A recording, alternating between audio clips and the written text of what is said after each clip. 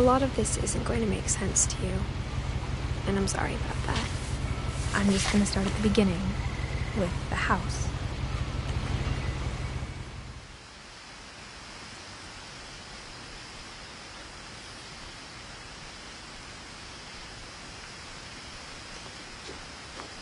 My brother Milton disappeared when I was 4. It was like the house just swallowed him up.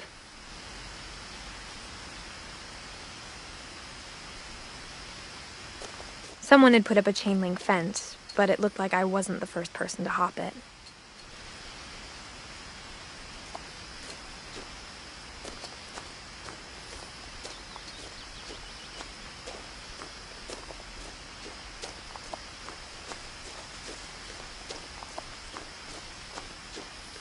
I lived here until I was 11, but I wasn't allowed inside half the rooms.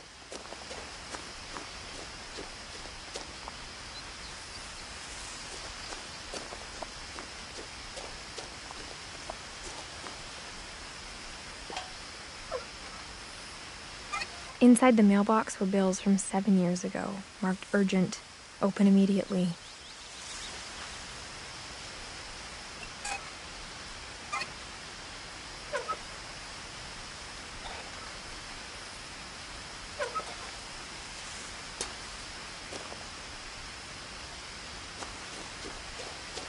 I hadn't been back since my brother Lewis's funeral.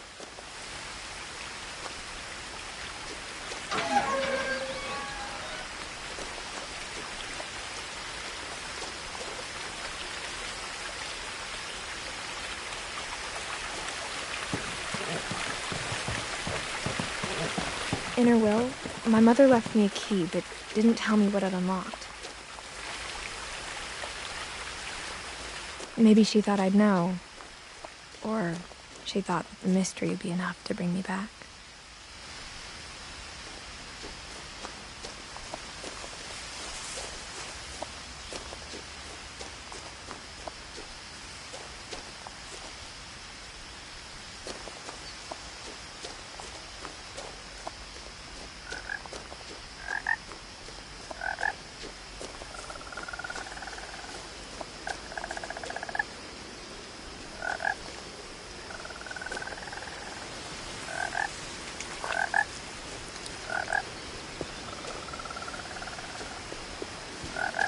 The truth is, even after I inherited the house, I never thought I'd come back to it. But now I had questions about my family that only the house knew the answers to.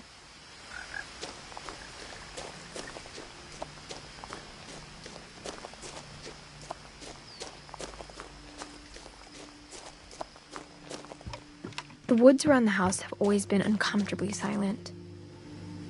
As if they're about to say something, but never do.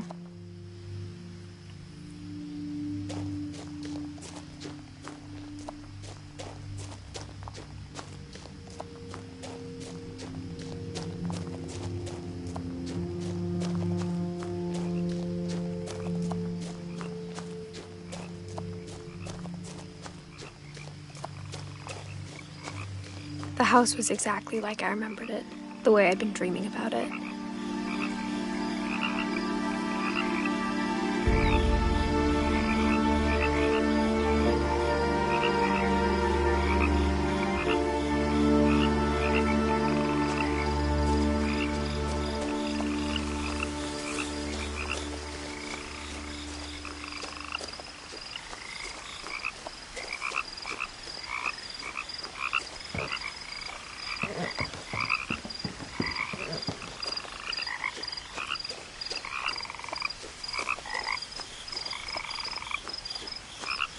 I asked Edie once about the dragon in the pond. She said it had killed her husband. I was 6. It seemed like an odd joke to me, even then.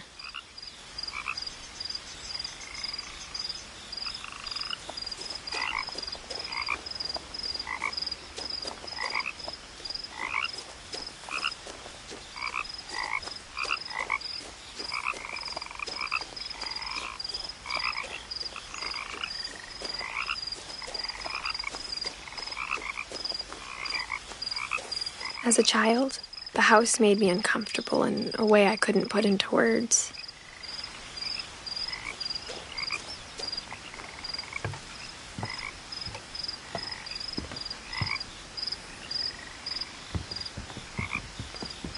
Now, as a 17-year-old, I knew exactly what those words were. I was afraid of the house.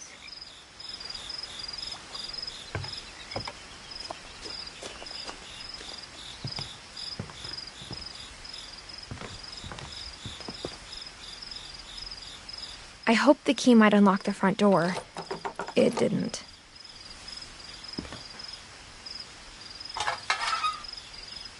Looking in, I felt like the house itself had been waiting for me.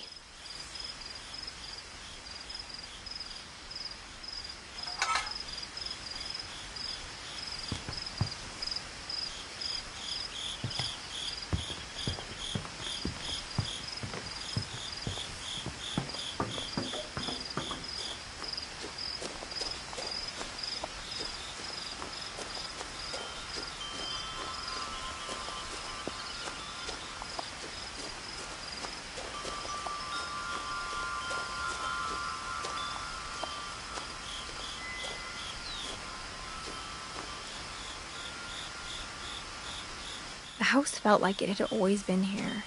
Even the swing set was older than my mother.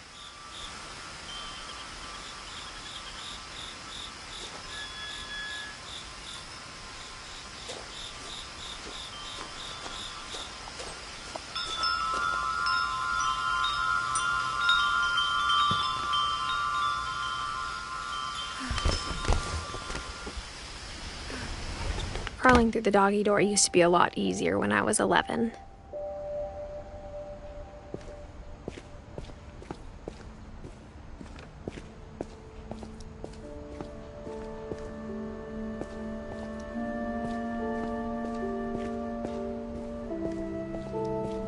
For the first time in years, I felt like I was home. But instead of a family, there were just memories of one.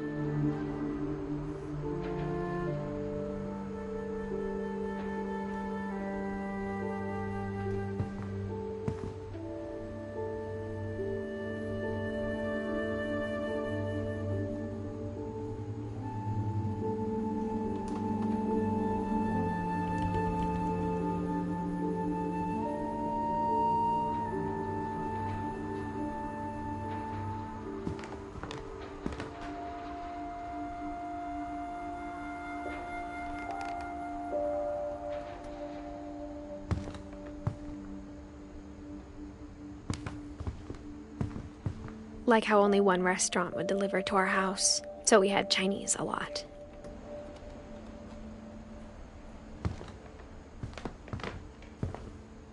Or how after Louis started working at the cannery, we all got sick of eating salmon. Except our cat, Molly.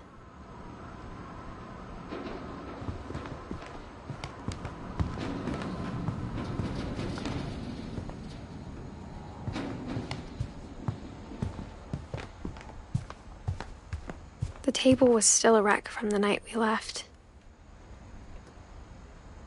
It was like a bomb had gone off, killing everyone but sparing the furniture.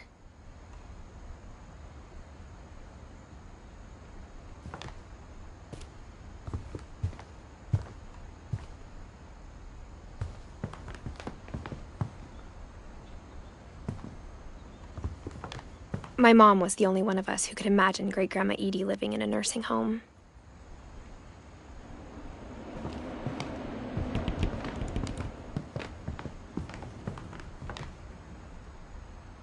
Nothing in the house looked abnormal. There was just too much of it, like a smile with too many teeth.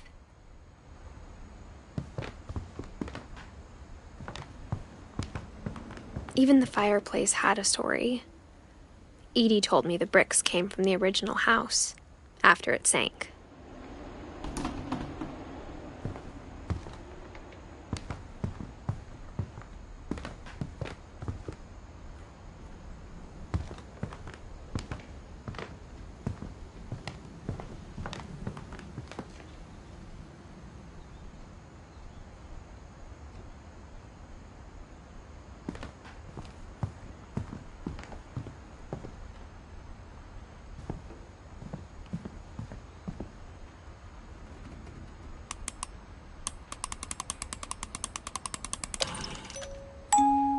Great-Grandpa Sven built a music box for Barbara, along with the rest of the house.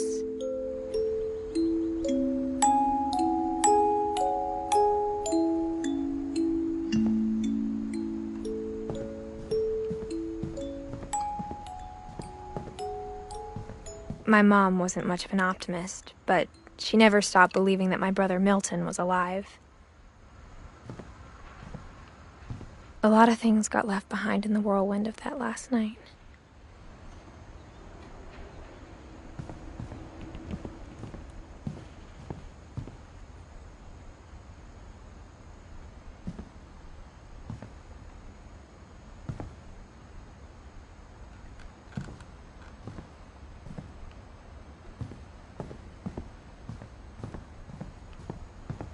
Mom always told me to stay out of the basement, so I wasn't too surprised when the key didn't fit.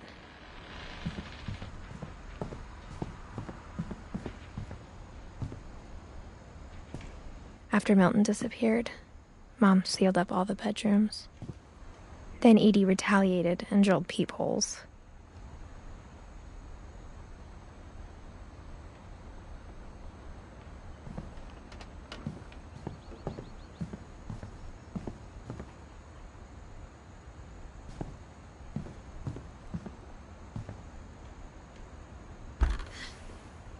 Molly always seemed like a girl I could imagine being friends with, if she hadn't died in 1947.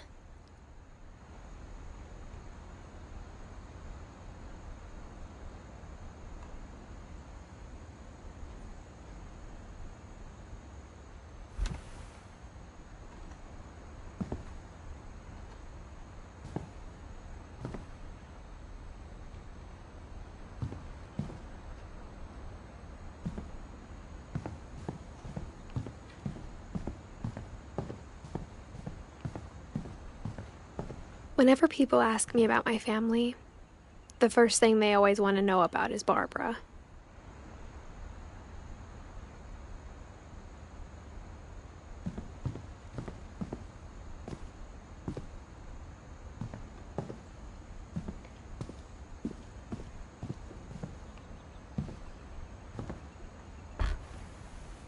Barbara was a child star for 2 years, until America grew out of it.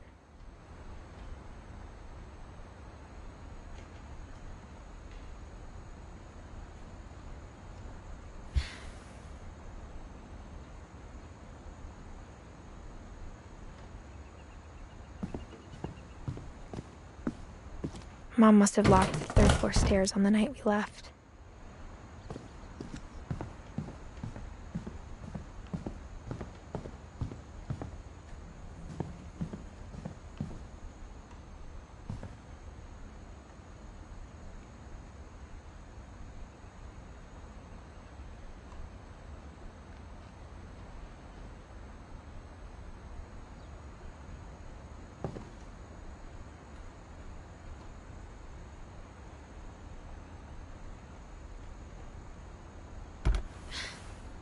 The last time I was in Edith Sr.'s room, I was 10 and she was painting my portrait.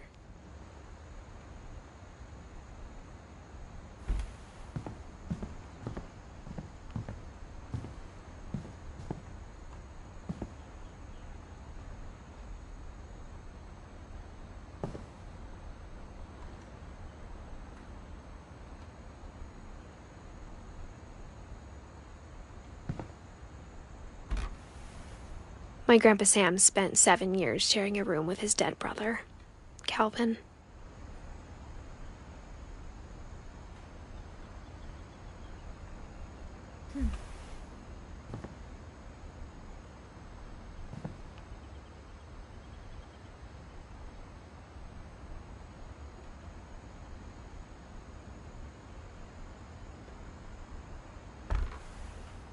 As a kid, I just assumed every house had peepholes and sealed rooms you weren't allowed inside of.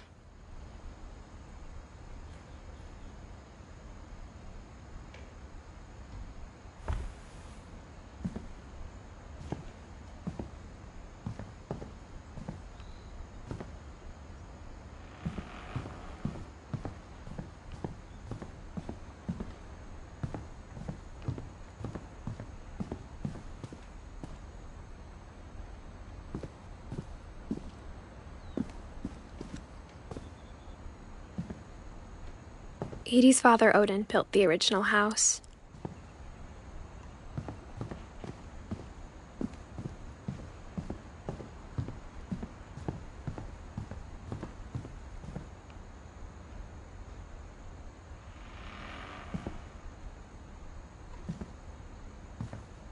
I spent a lot of time playing in Great Uncle Walter's room.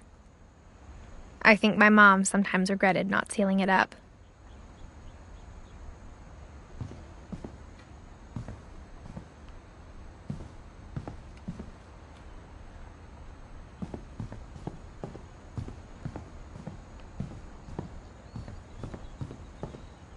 Lewis told me there were secret passages, but I never believed him.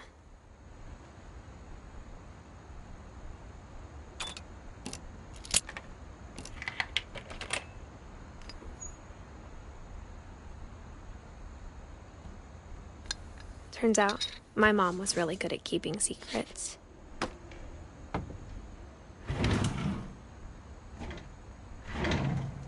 Now it was time to find out what my mom had been afraid of.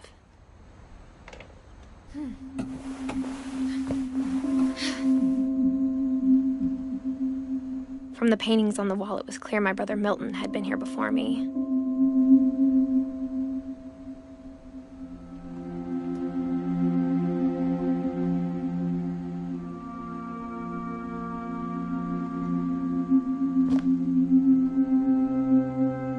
Reading this, maybe it sounds like I had a plan. But I had no idea what was behind that door.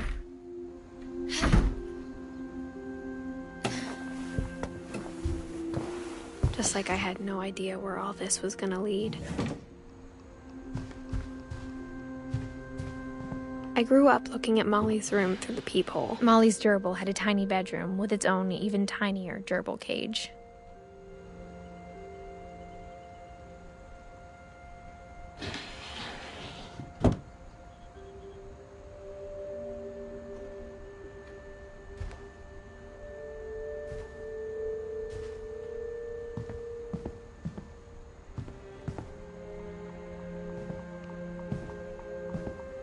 Being inside for the first time, I felt like I'd stepped behind a painting.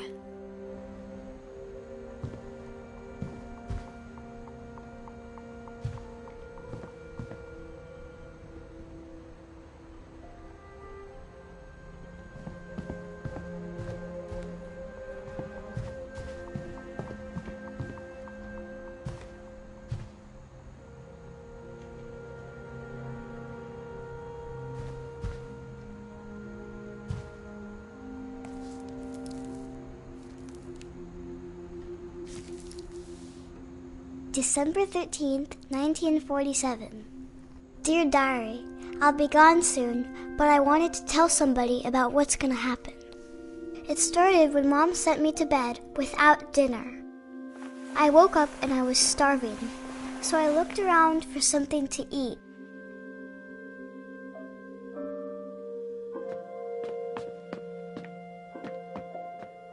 My Halloween candy was all gone. The gerbil food was dry, but I didn't mind it.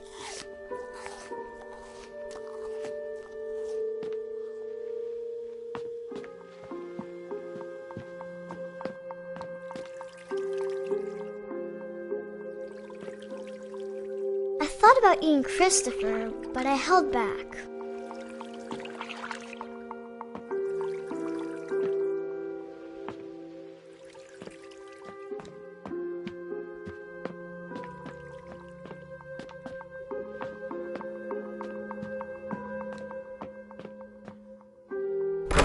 Mom, can I come out now? Sweetheart, it's late. Go to sleep.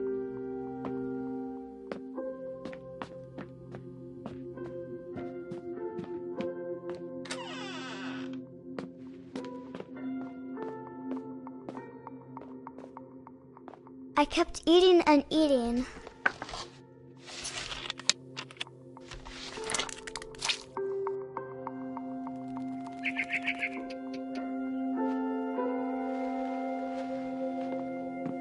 I ate a lot of things that night.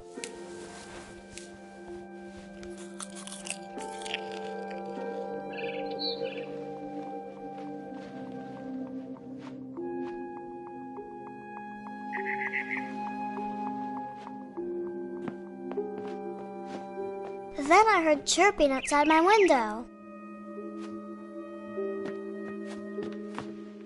It was a barn swallow going back to her nest. I reached out for her.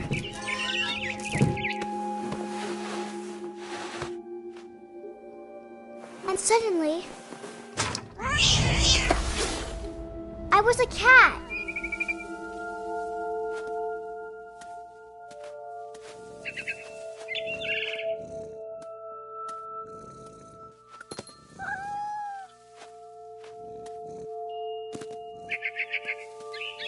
I tried to be quiet, but the bird was really scared.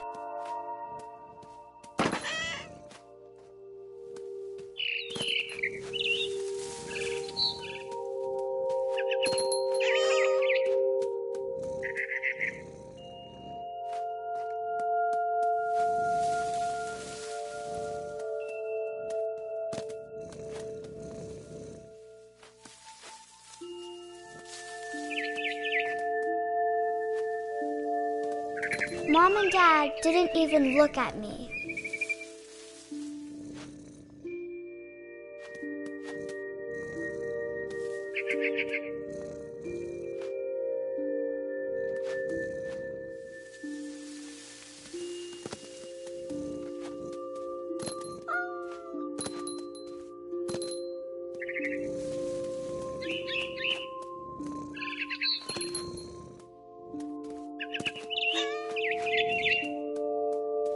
I jumped and I almost got her.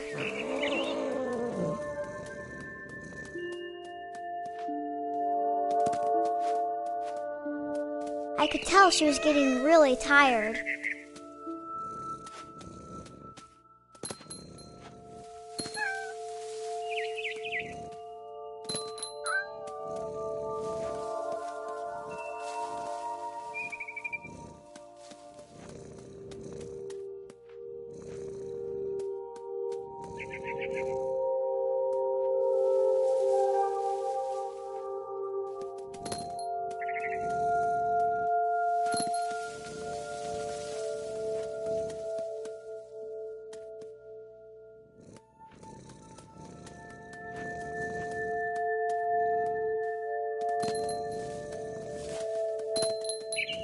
Now I was up in the big tree. I promised Dad I wouldn't climb it anymore.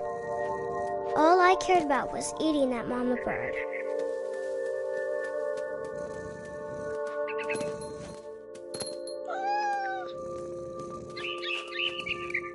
I gobbled her up. And suddenly, I was an owl. First, all I heard was the wind. Then I heard little teeth nibbling in the grass.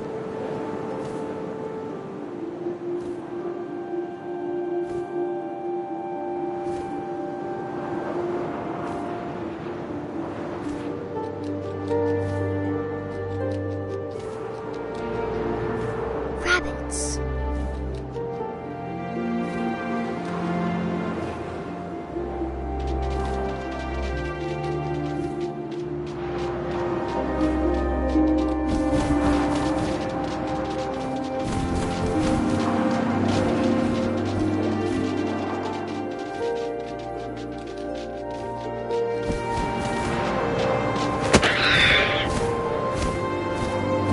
I imagined his face looking up and seeing mine through my talons.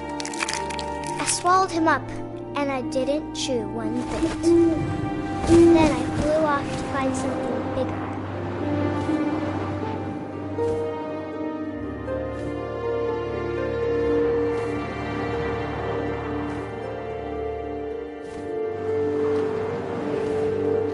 A mama rabbit.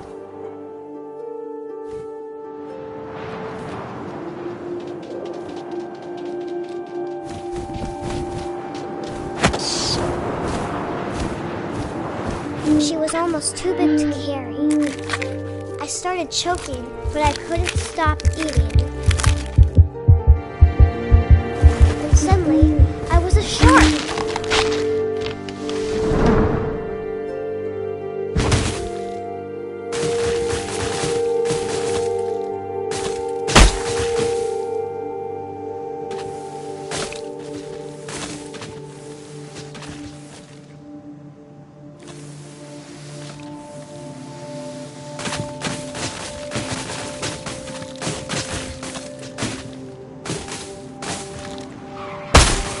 I rolled off a cliff and into the ocean. Now, I was hungrier than ever.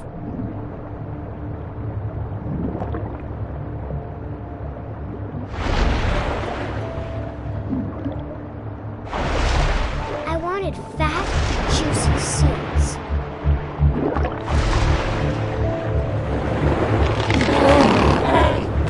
I tore off her flipper, and it tasted really good.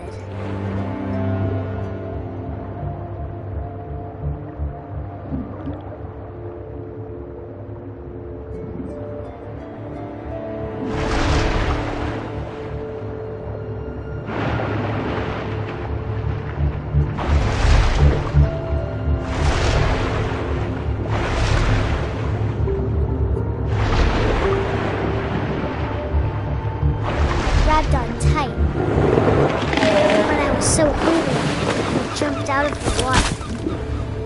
When I opened my eyes, everything had changed.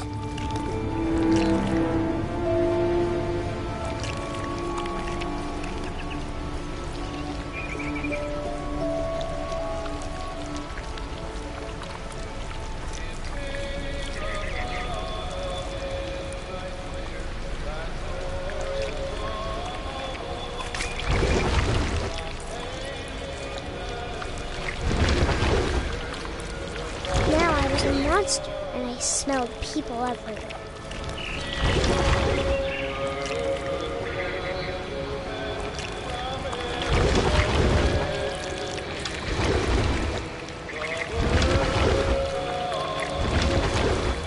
I was big, but I moved real quiet.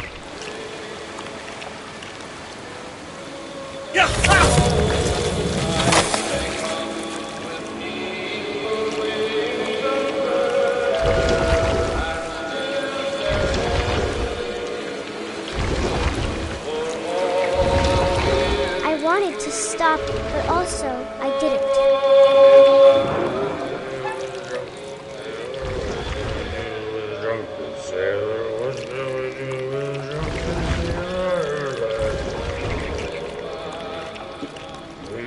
Belly will rust. His belly will rust.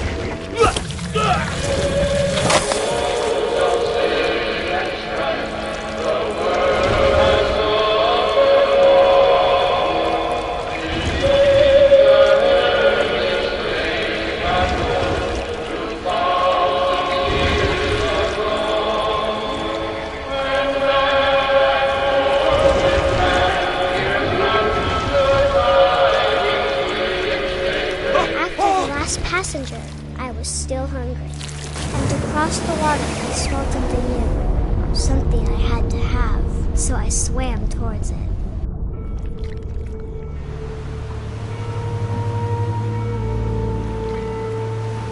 I slithered onto the sand, and the good smell went into an old pipe.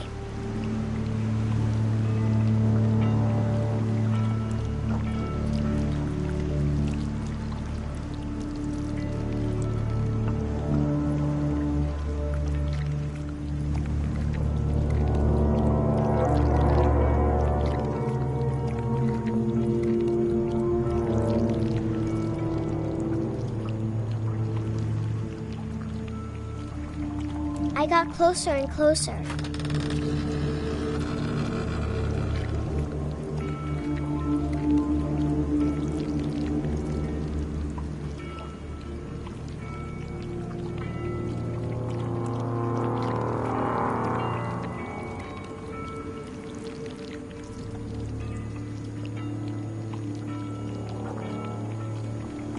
All my stomach started growling.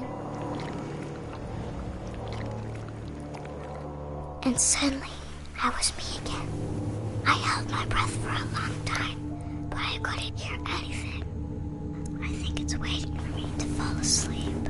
But it's not going to wait much longer. It needs to feed, and we both know I will be delicious.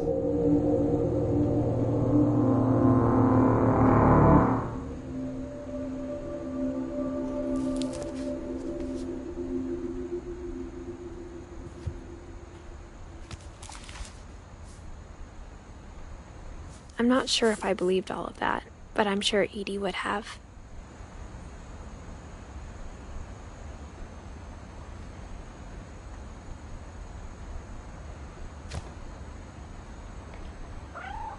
I got the sense Edie had spent a lot of time here, before my mom sealed the doors.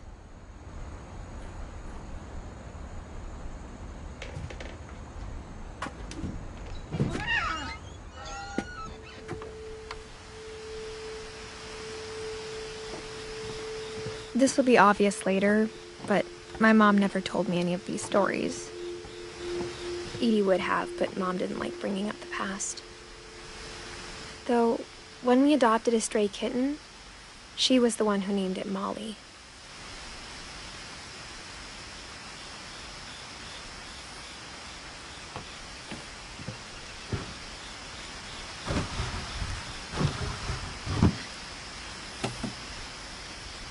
I spent a lot of time in Great-Grandma Edie's room.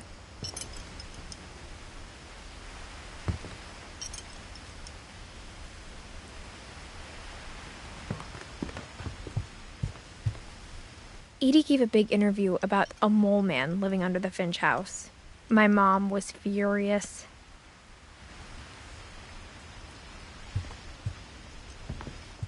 I hadn't thought of myself as Edith Jr. for a long time.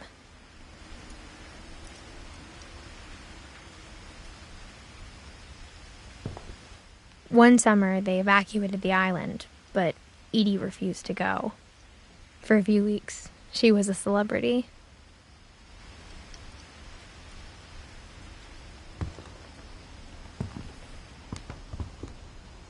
When Edie told people Sven was killed by a dragon, she could also have said he was building a dragon-shaped slide that collapsed. She could have, but she didn't.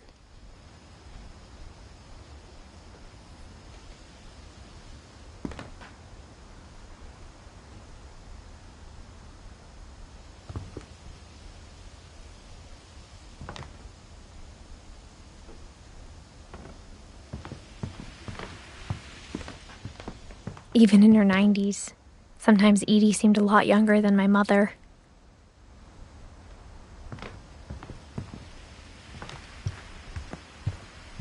Louis died a week before we left, but Edie had already started to memorialize him. Edie knit me a new pair of gloves every year, just in time to replace the old ones.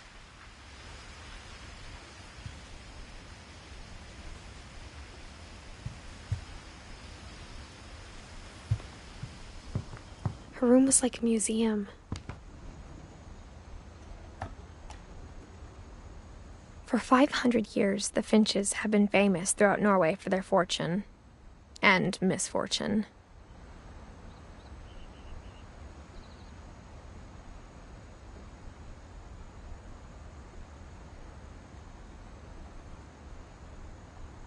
Odin Finch buries the latest victims of the family curse, his wife Ingeborg and their newborn son, Johan. On January 7th, 1937, he set sail with his family and his house, hoping to leave the curse behind. But 40-foot waves off the coast of Washington send the house and Odin to the bottom of the sea. Odin's daughter Edie, with husband Sven and baby Molly, step ashore on their new home, Orcas Island. Odin Finch is the first to be buried in the new family cemetery. His daughter Edie is already dreaming of a new Finch house.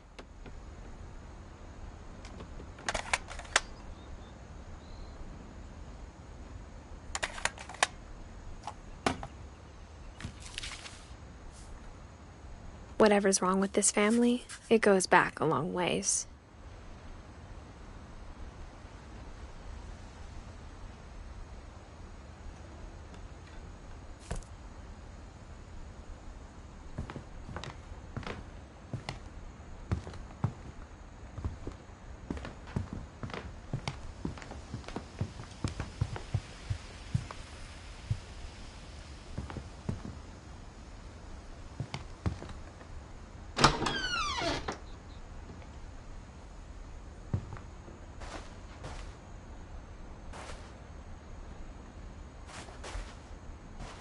The only trace Grandpa Sam's first wife, Kay, left on the house was the pink bathroom.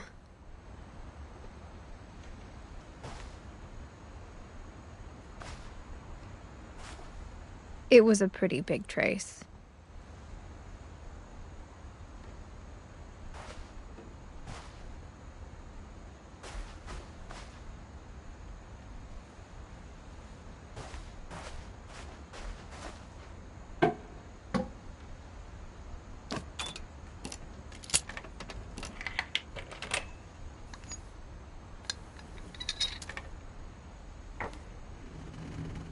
There's a secret in this bathroom.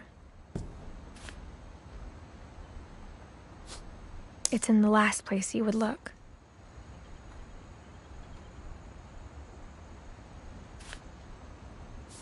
It isn't in the cupboard.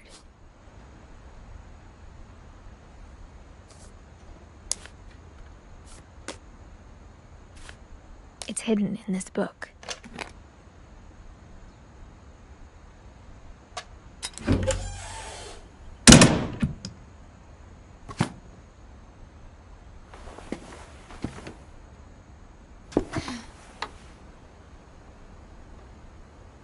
Sven gave Sam an old camera he'd refurbished. He never put it down.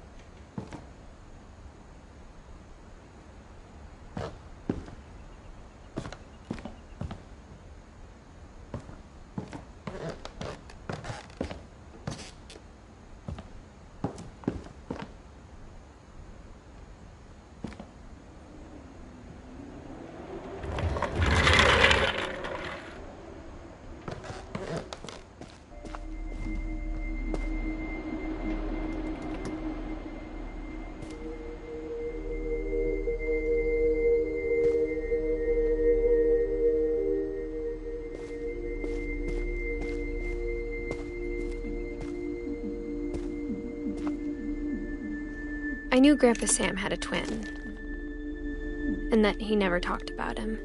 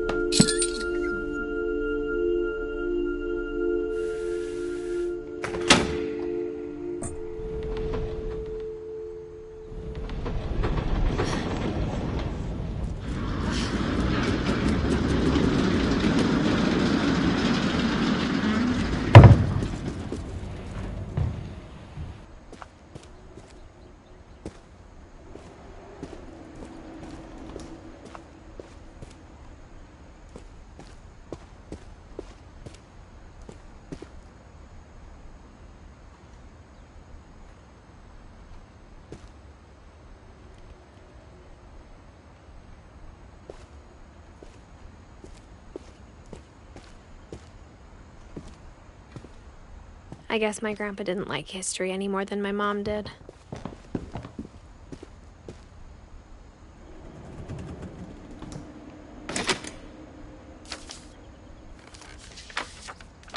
How I Want to Remember My Brother by Sam Finch. The thing I remember is that when he made up his mind, that was it.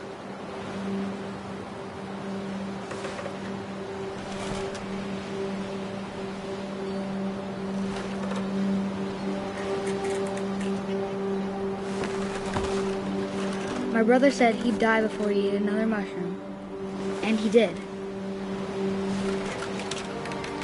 At Barbara's funeral, we swore we'd never be afraid again, and he wasn't. I think Calvin always wanted to fly. Sam! Calvin! Dinner's ready! Coming! But that day, he finally made up his mind to do it. I told him going around was impossible. Maybe if I hadn't said that. Calvin! I'm not gonna tell you again! Maybe if the wind hadn't picked up. then maybe he'd still be here. But I doubt it.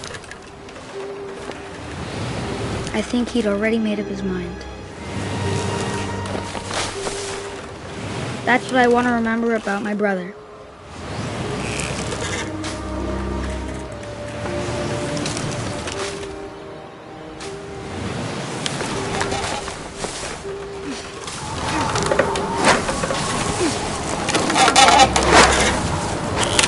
The day he made up his mind to fly. And he did.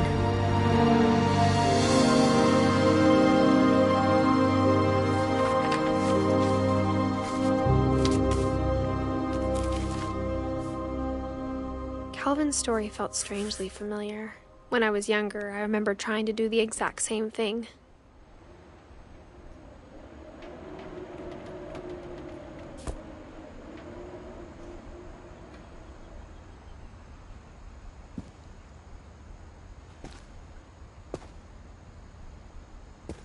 After the funeral, Edie roped off Calvin's half of the room.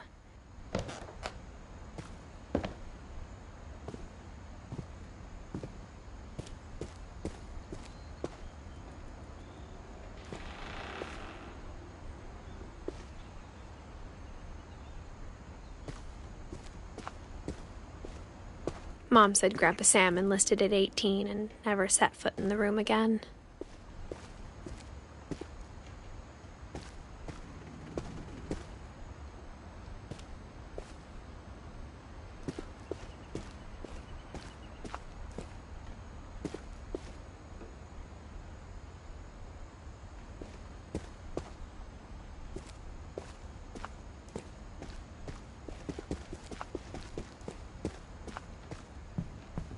The passages were a pretty tight fit. They'd obviously been built for smaller hands and bellies.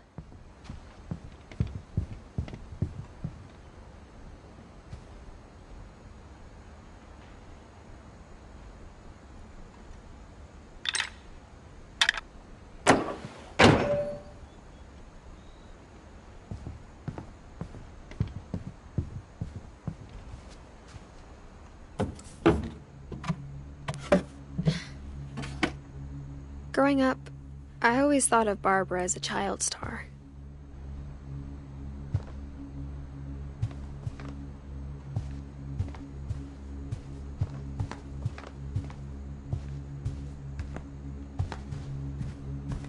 I never thought about how hard it must have been for her afterwards.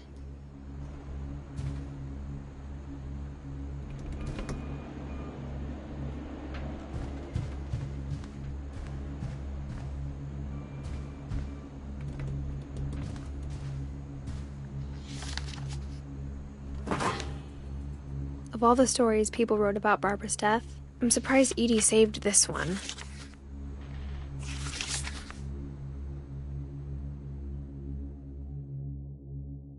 Old Jack here with another ghastly tale inspired by America's most unfortunate family.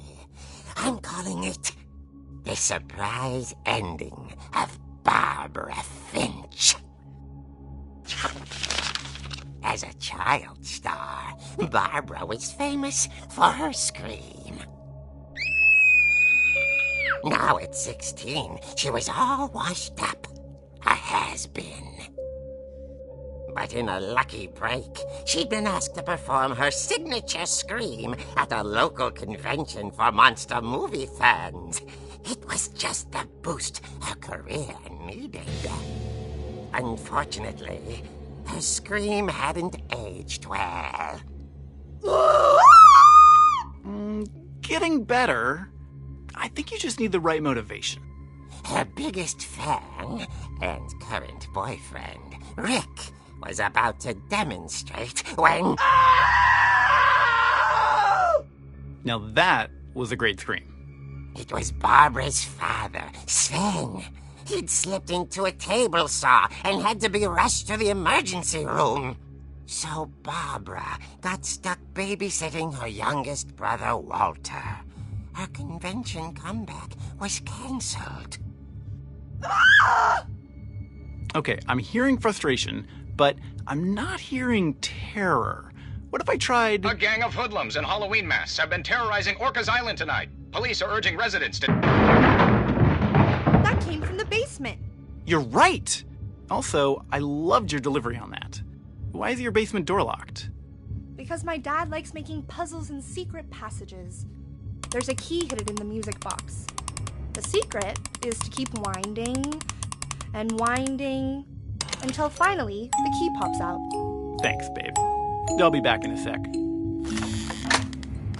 20 minutes later, Rick hadn't returned. So Barbara went to look for him, right on cue. She reached for the music box.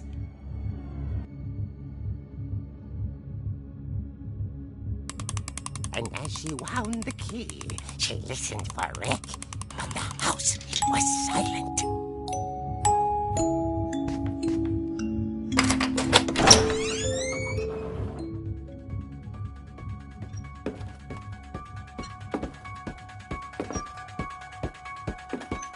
She found Rick's crutch and imagined the worst.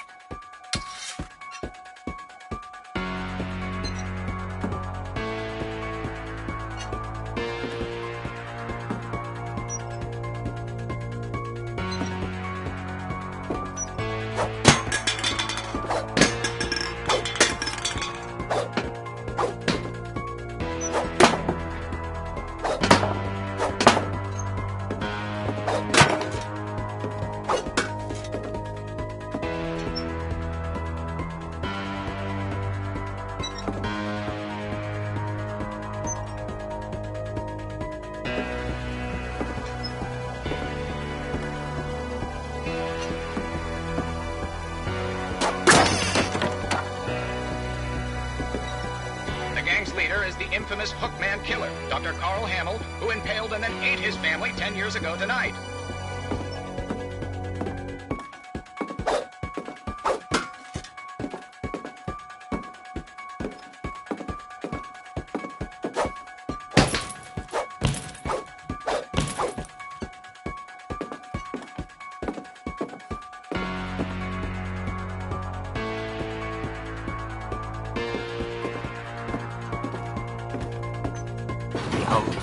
Rattled and grew still. Oh dear!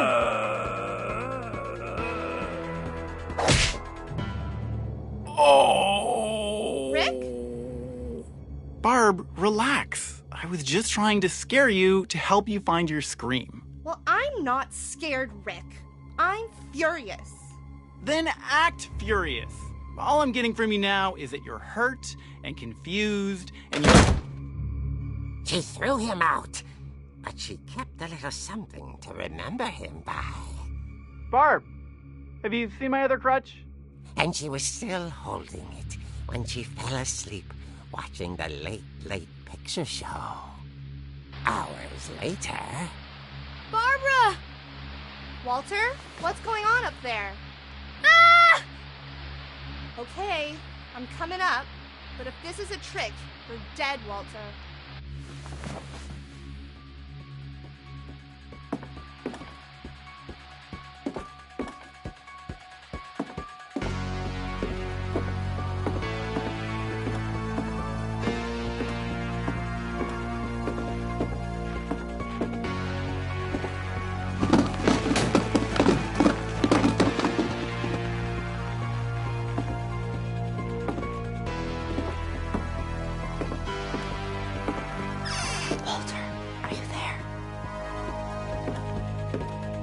Walter had vanished, but his bedside radio was still on.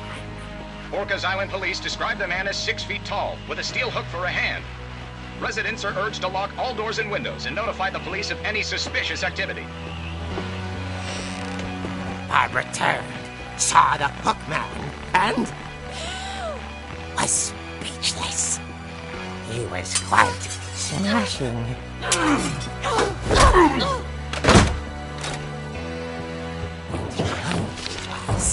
He couldn't get enough of Barbara. Okay, Barbara, there's gotta be another way out of here. Never She played her part beautifully.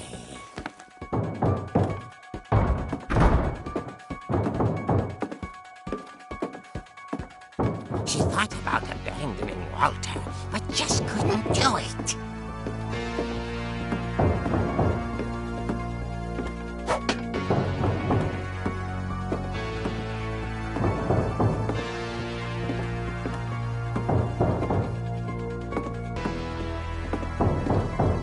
Molly's door hadn't been opened in years. The hinges groaned.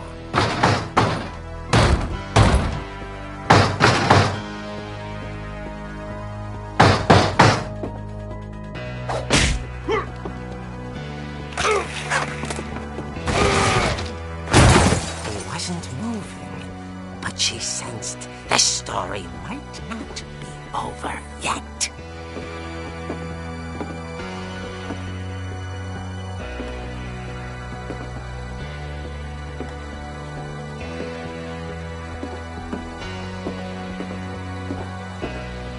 The hookman had vanished.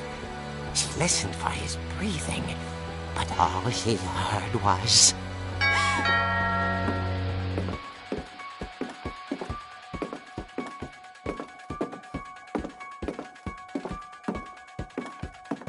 At the door, she heard whispering.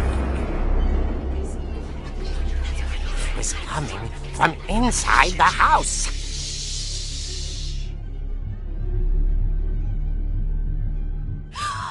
Oh dear.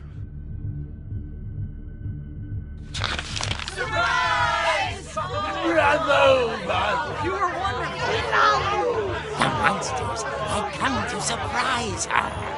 For Barbara, it was a dream come true. Then she saw what kind of monsters they were, and she realized what was about to happen. She was going to be famous.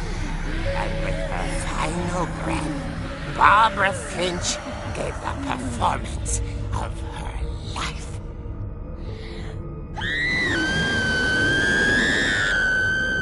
I wasn't there myself, but I hear Barbara was magnificent. Poor girl. She had a taste for stardom. But unfortunately, so did her fans. Of course, the police blamed it all on poor Rick, who disappeared the same night. And little Walter? Hiding under his bed the whole time. He took it all pretty hard, but that's another story. As for Barbara, tucked inside the music box is all they ever found of her. Her ear. Now that's what I call a real eerie tale.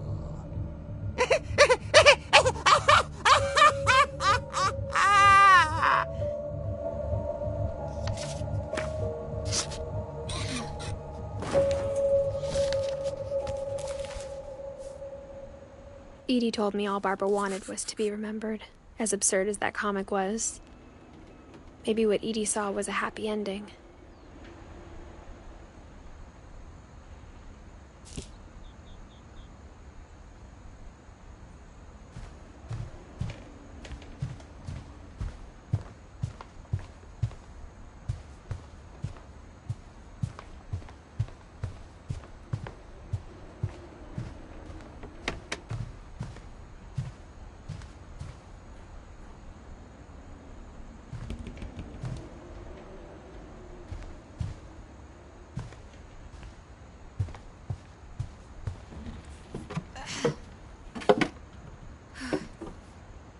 I guess now I know why Mom didn't like me playing with the music box.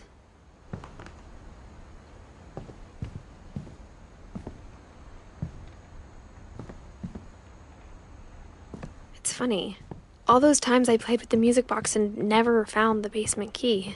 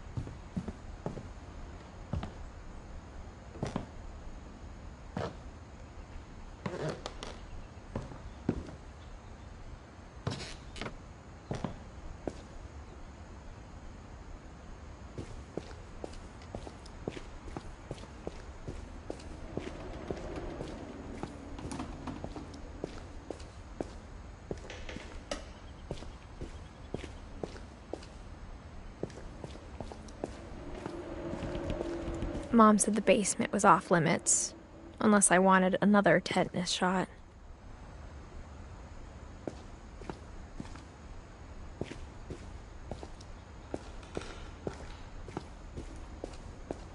I saw Edie sneak down to the basement once, carrying packages. I thought maybe she was hiding presents.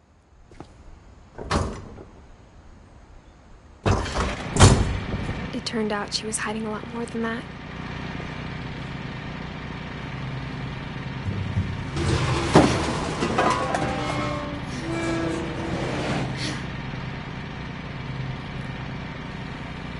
I remember asking Mom once about where Walter had gone. She said after Barbara died, he got as far away as he could. If there's a pattern in all these stories, I think it's that none of us has gotten very far.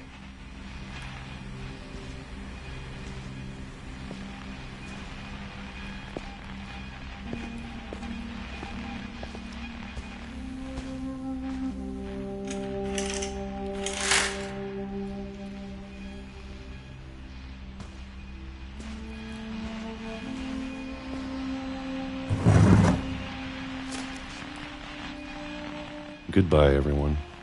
I can't believe I've been down here for 30 years.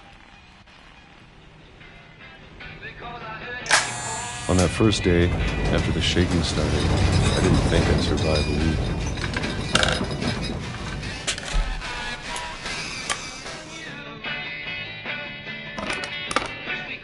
But after a few days, I settled into a routine. That's what kept me sane. Having a schedule, living for today. I always expected to be dead tomorrow. But if you wait long enough, you get used to anything.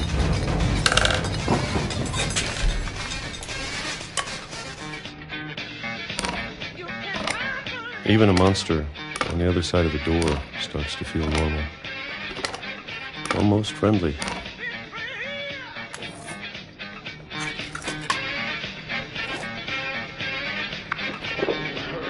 And then one day, everything just stopped. Whatever that thing was, it was gone. Maybe it got tired of waiting. Or maybe I just got tired of being afraid.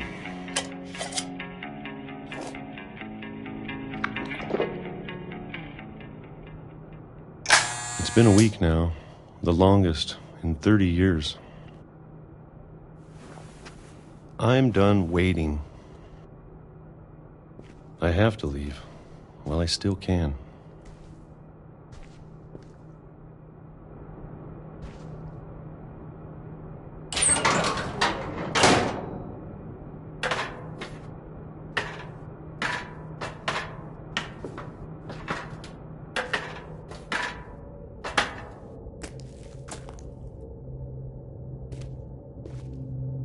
I know it's out there, somewhere.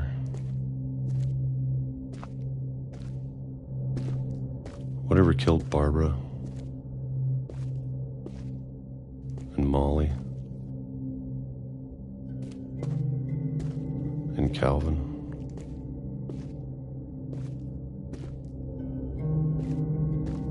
Maybe this is all a mistake.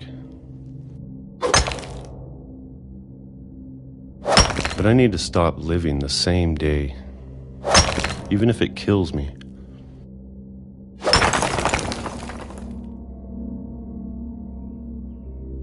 Whatever's out there, I want you to know I'm ready for it. I'm going to appreciate all of it, especially the food. I don't mind if I only have a year left. Or a month. Or a single week. I'd be happy with one new day. I can already imagine the sun on my face.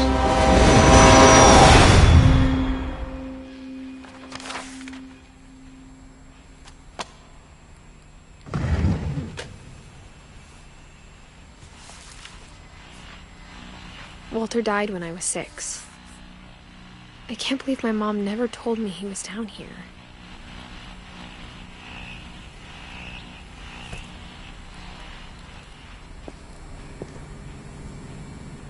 I'm sure my mom was trying to protect me.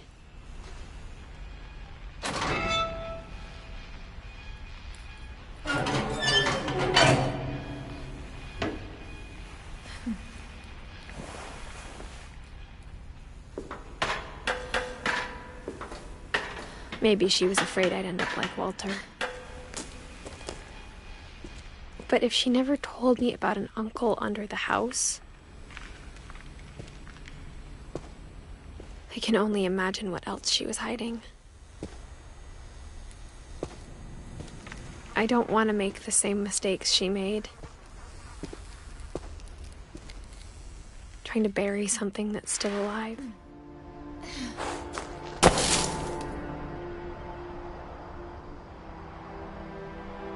Now that there's only one of us left, or maybe 2, I thought it was time I heard the stories for myself and found out what happened to everyone else. But now I'm worried the stories themselves might be the problem. Maybe we believed so much in a family curse, we made it real.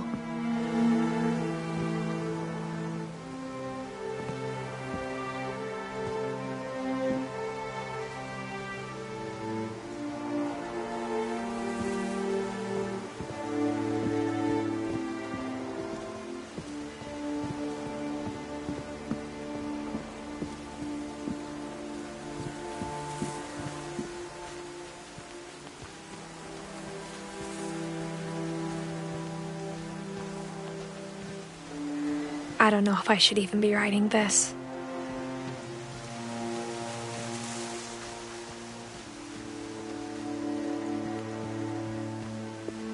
Maybe it'd be better if all this just died with me.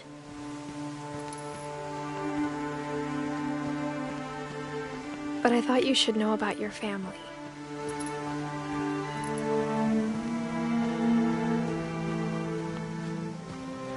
And the history you're a part of.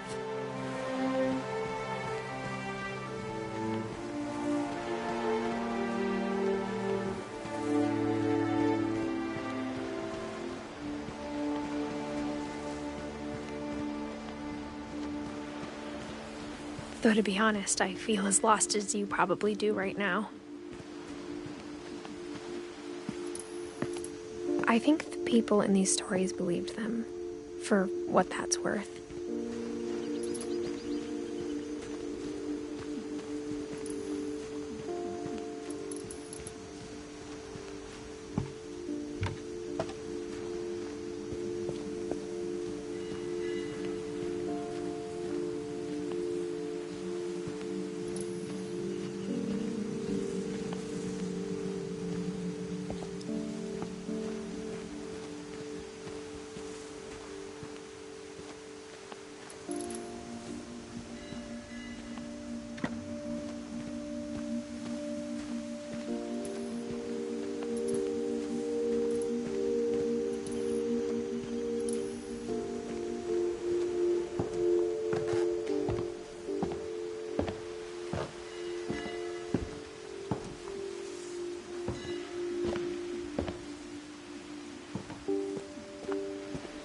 And when you look at the house, that history of imagination and stubbornness and madness, any of it seems possible.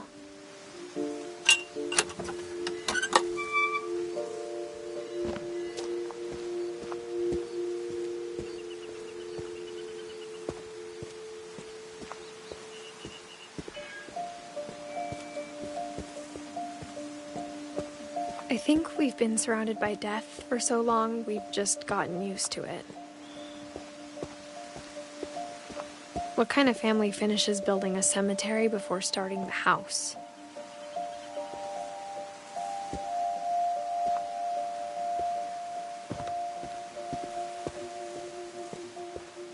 It's embarrassing for me to admit this, but the pet cemetery made me more uncomfortable than the human one.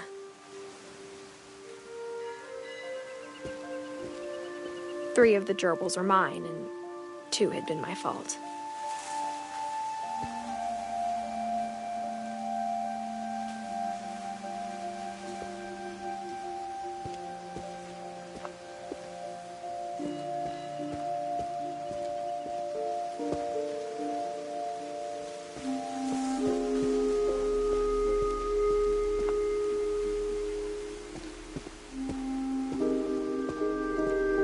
Sven built the house, but it was Edie who designed the cemetery.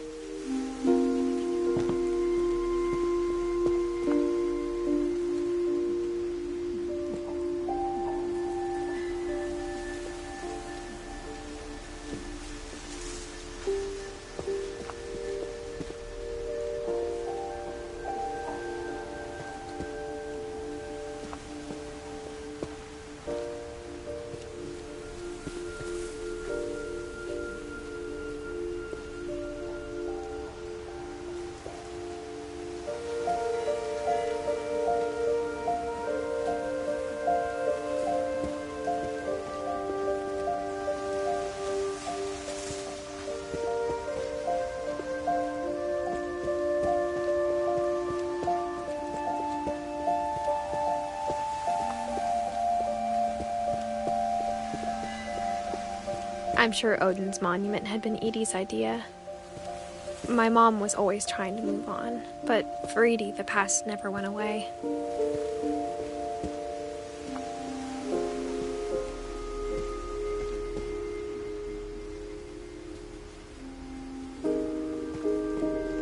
She could see it poking out of the water at low tide.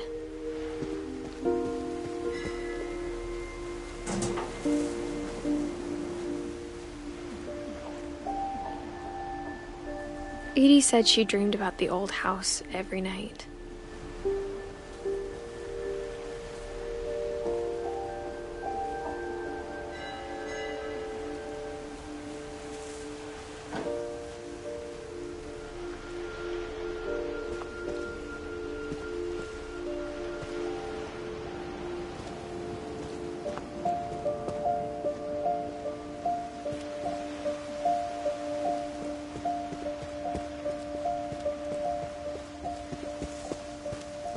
Edie's side was always easier for me to understand.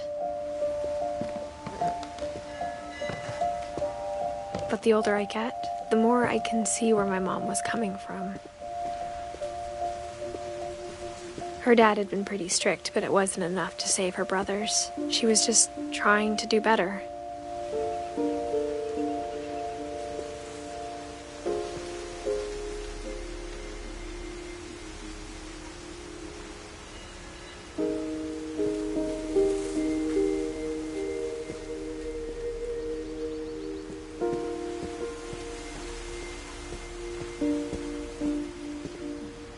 She lost 2 of her brothers, just like I did.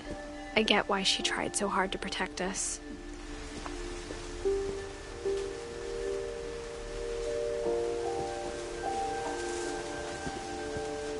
We never found Milton's body, so my mom insisted we were putting up a monument, not a tombstone.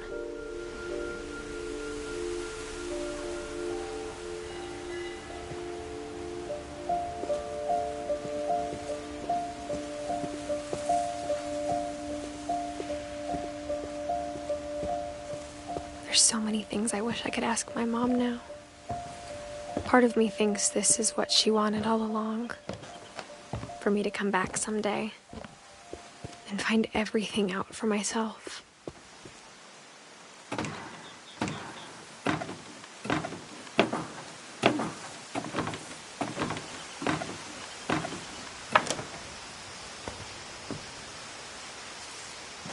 But looking back on it now, If she told me there was going to be so much climbing, I never would have come when I was 22 weeks pregnant.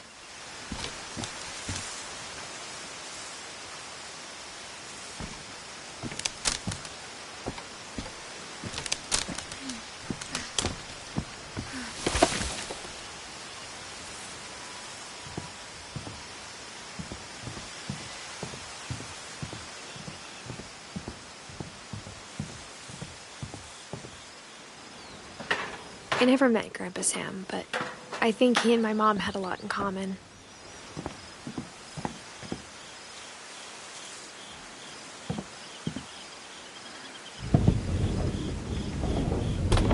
They were both pretty intense. Sam spent his life shooting photos, but Mom said he got nervous being in front of the camera. I guess we're all afraid of something.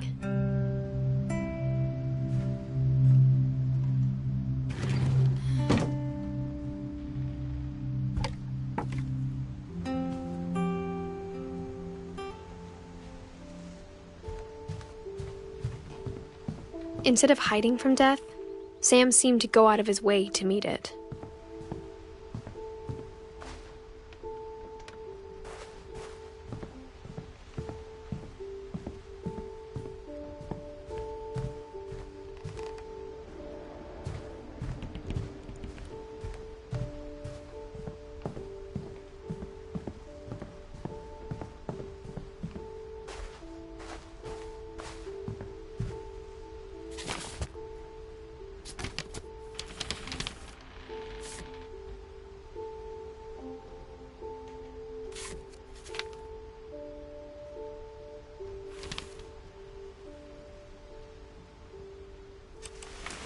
Dawn, I promise, you'll never forget this weekend. Yes, sir. These memories are gonna last a lifetime. Mm-hmm. Am I gonna have to shoot anything? It's a hunting trip, Dawn. Shooting is strongly encouraged. Perfect. It's gonna rain the whole weekend, isn't it?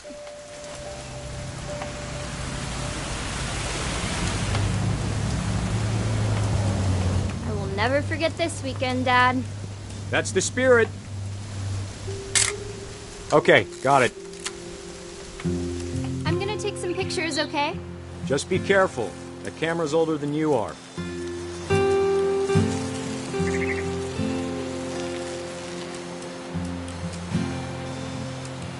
Definitely should not have drunk all that coffee.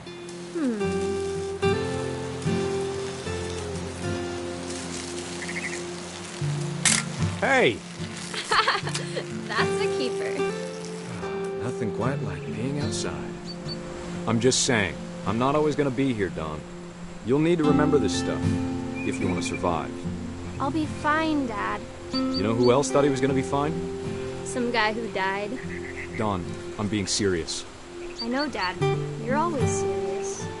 Doesn't being out here make you want to chill out? Well, to tell you the truth, I haven't been out here in 20 years. Dawn, don't you think you could find something more interesting to photograph? Last time I was with my brother Calvin. Man, that was a great trip. Your grandpa Sven taught us how to fish, how to build a fire.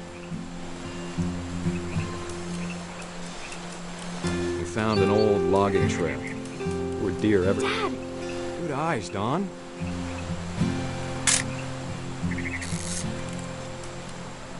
Before you take the shot, let me get a picture of you. Dad, I... Just breathe. Turn off your imagination. Focus on your target.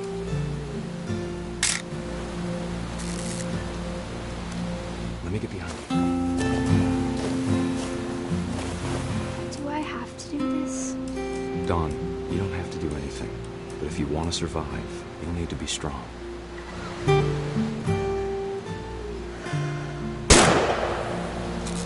Great shot, Dawn!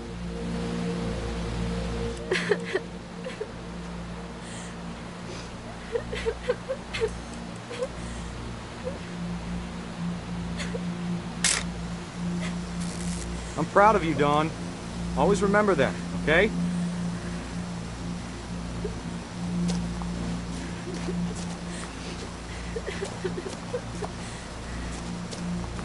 Sorry, Dawn, just gotta reset the timer.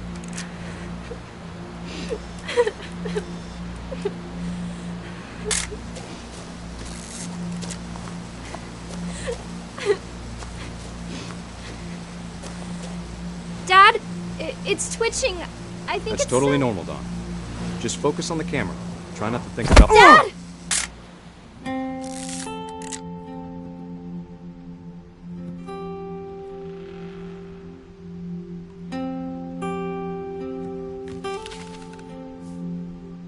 Of all these stories, that's the one I wish most that my mom had told me.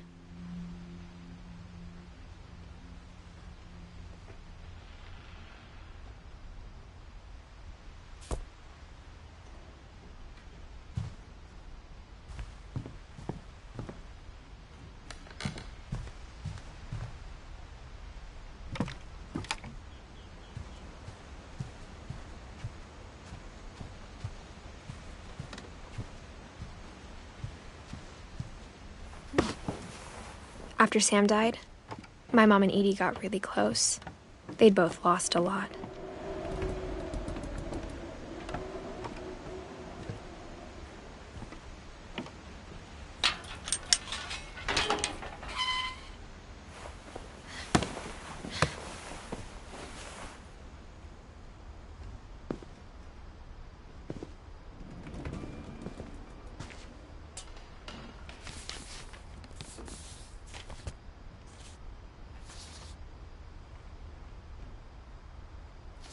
Dear Kay, do you remember the way Gregory used to laugh when he thought he was alone? Like something funny was happening, but only he could see it.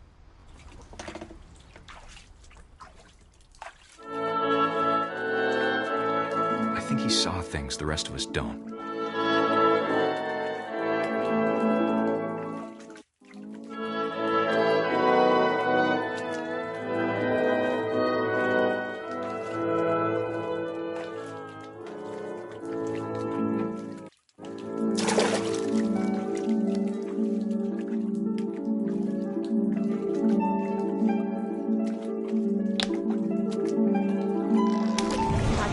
Gregory, it's time to... Hold on, sweetie. Hello?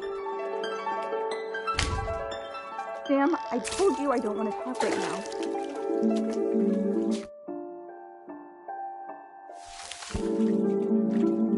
I wonder what he saw.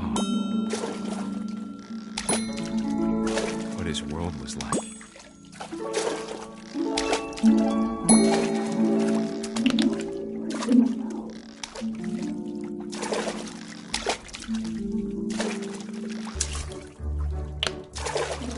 He reminded me so much of Calvin. Lost in his imagination.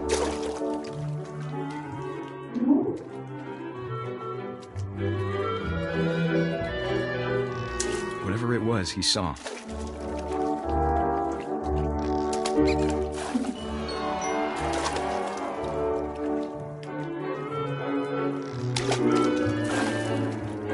It sure made him happy.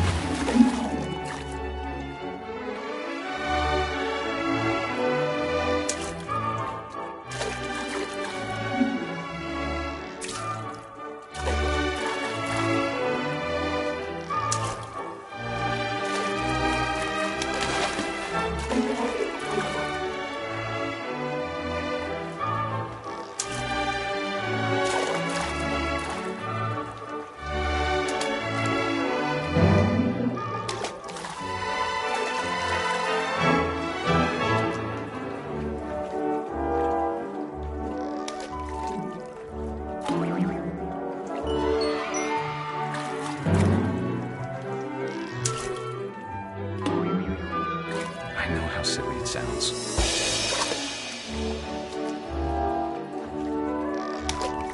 But I worried about a baby being too happy.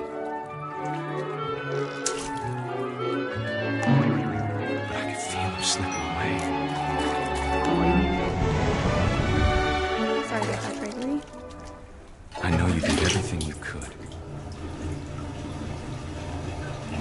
maybe if I hadn't called that night. Damn it. Hold on, I don't want Gregory to hear this.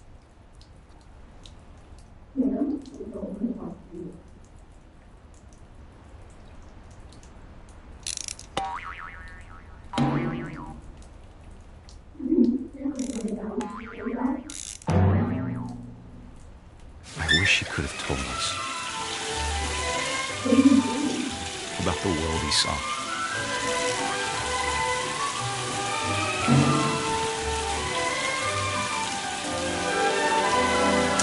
There's so much I don't understand about Gregory, about everything.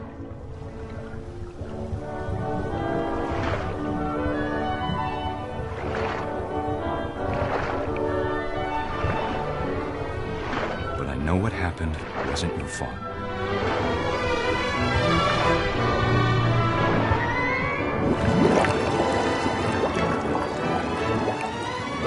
I'm sure he's happy.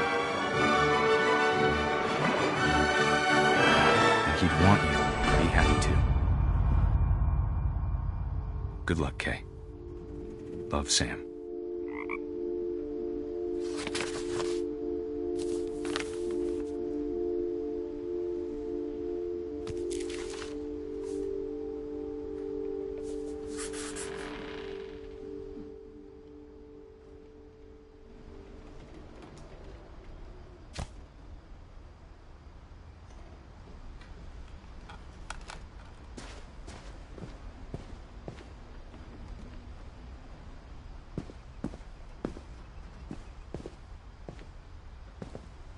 I can't imagine my mom ever writing poetry, and yet...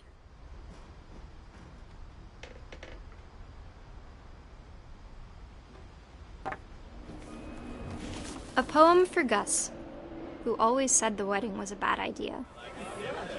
Our father never hit us kids, at least not very hard, before the day my brother said with teenage disregard that he'd be dead before he'd see a wedding in our yard.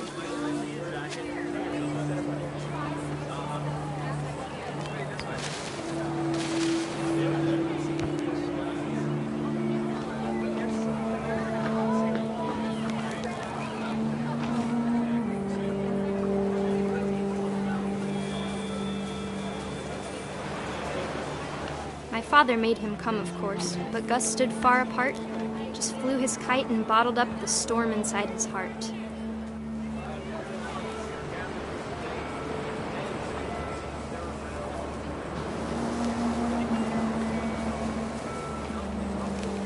I tried to talk him out of it, but though he'd never met her, "We don't need a stepmom," were the words that I now pronounce you husband and wife. You may kiss the bride.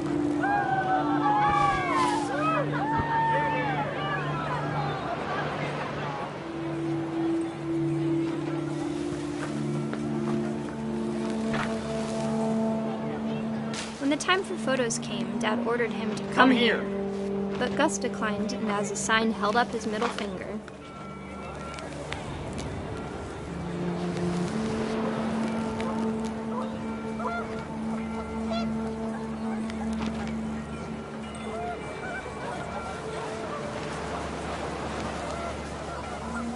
The wind picked up, and panicked geese appeared and quickly went. But all the humans did that day was go inside the tent.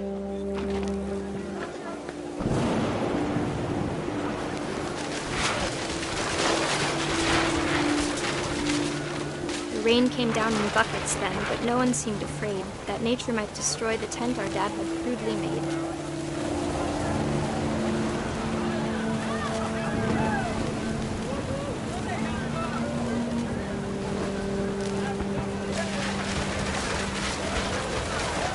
Thunder sounded much too close and full of angry power. And all my father said to this was, "Make the music louder."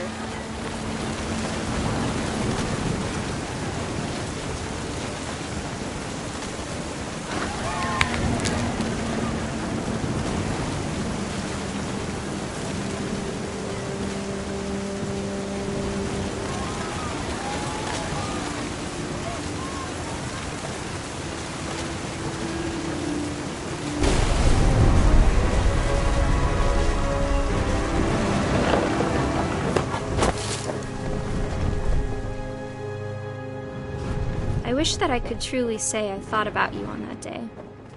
Out there on the beach alone, just you, the wind, the sea, and foam. But I didn't, until we found you.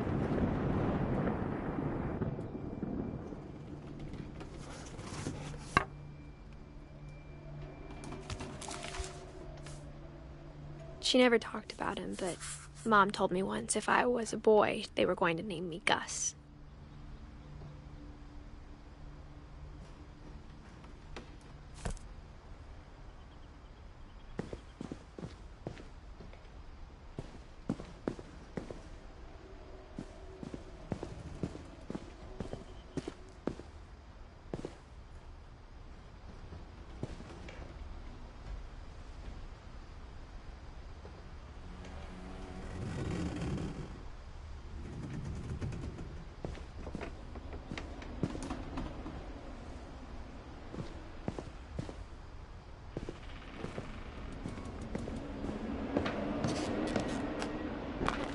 My mom moved up to the loft after her brothers died.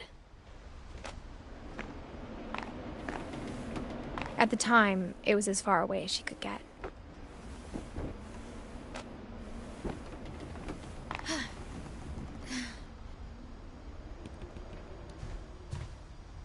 Religion was another thing my mom never talked about, but I think it helped her a lot after her dad died. She spent a summer building houses in Calcutta, where she met my dad, Sanjay.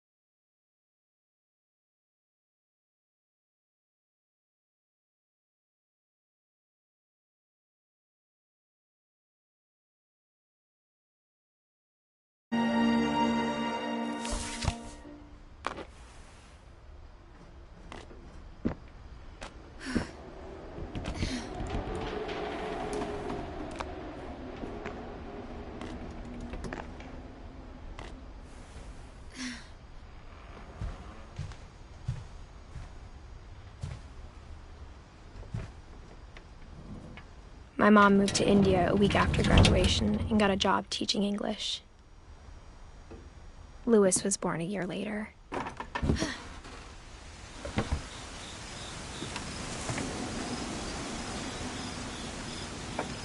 When my dad died, I don't think Mom knew where else to go. I'm sure Edie was happy to have her back.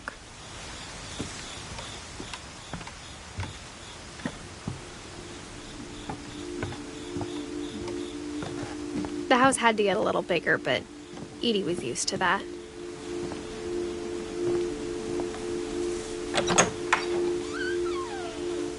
And for a while, things were good. Almost normal.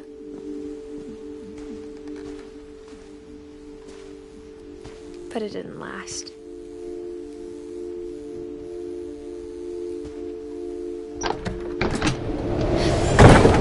The beginning of the end was Milton's 10th birthday, when Edie gave him a castle.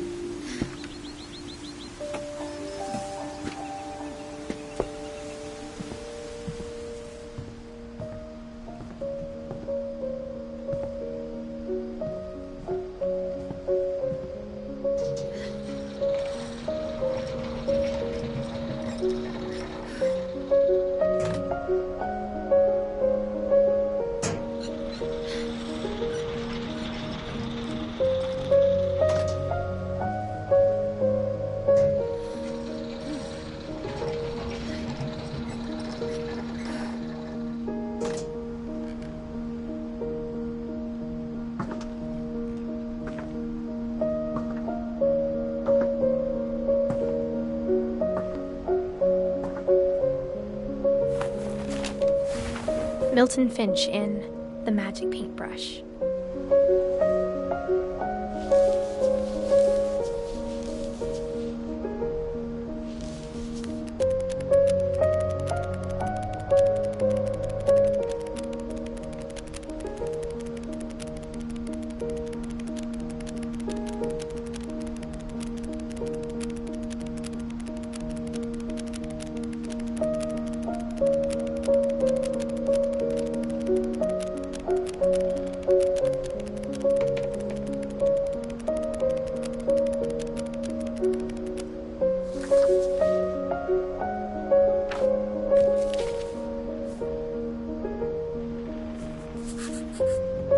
I was 4 when Milton disappeared.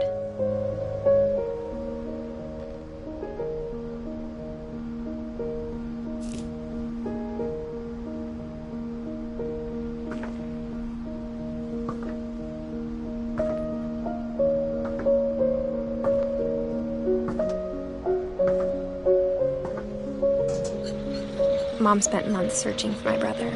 Then she sealed the doors.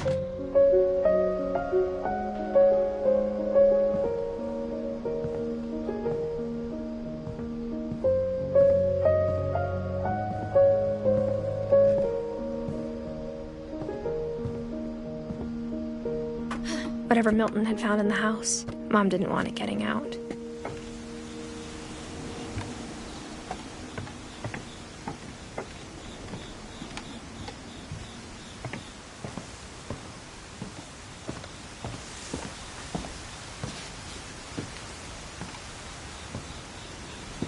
Mom definitely blamed Edie, but I think Louis blamed himself. After he graduated, he just spent more and more time in his room, until Mom got him a job at the cannery.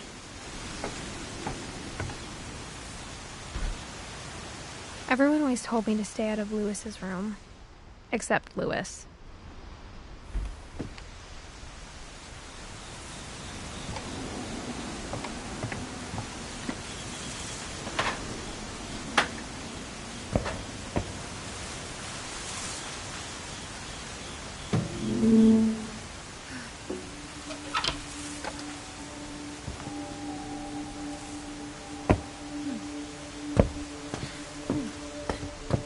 Louis's room smelled very, very familiar. That part of him lived on.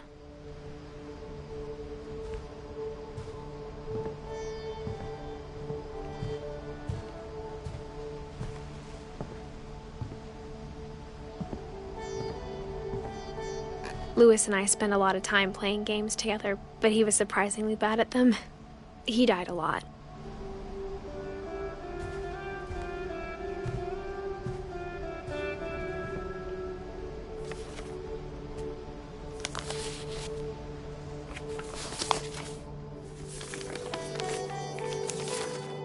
Dear Mrs. Finch, as Louis's psychiatrist, I can understand your desire for an explanation. As I see it, the trouble began in January, shortly after we convinced your son to seek treatment for substance abuse. Newly sober, I believe Louis first noticed the monotony of his daily life.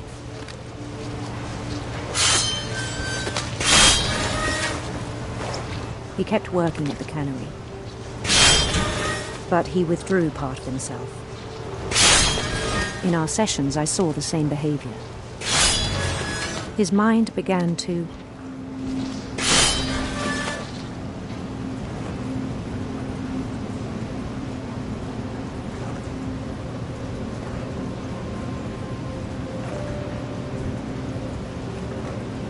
wander. I asked him to describe it. He said he started small, imagining a labyrinth. He'd feel his way about. Then something moved. Bats. And toads.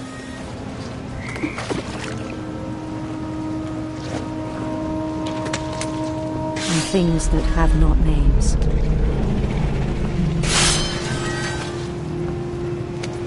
He knew it was all in his head. But he took it very seriously. I had hoped he'd find himself.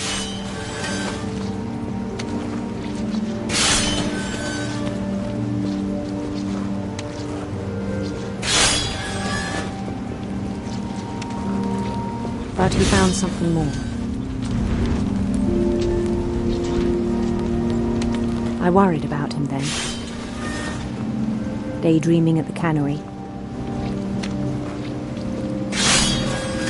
I spoke with his boss. But he said Lewis had become a model employee. Methodical, tireless, focused. Like a whole new Lewis. So I let him go on.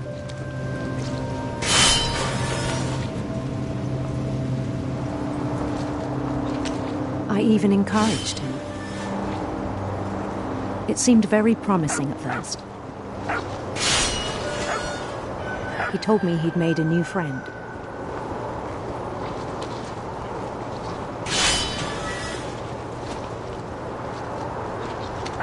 On the edge of a city he named Lewis Topia.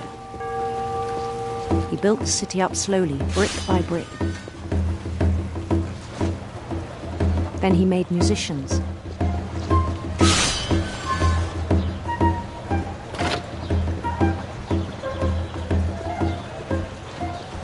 And songs for them to play. He talked about starting a band. And he was always humming something. Every day his imagination grew stronger. He no longer spoke at the cannery.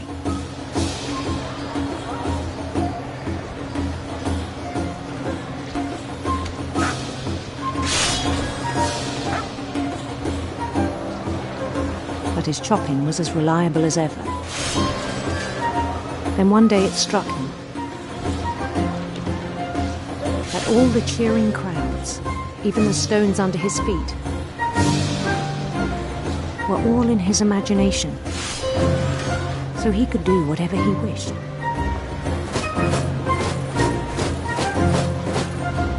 He held an election for mayor, and he won. They begged him to stay, but his mind was already wandering. It became a game for him.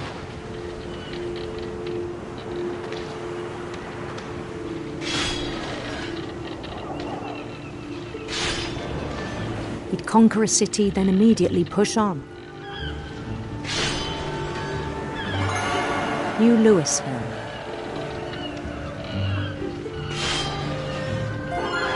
St. Louis. He started drifting away from our reality.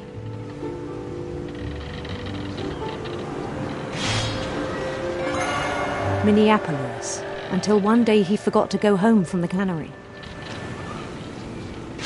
Even as his mother pleaded with him, part of Lewis kept sailing on.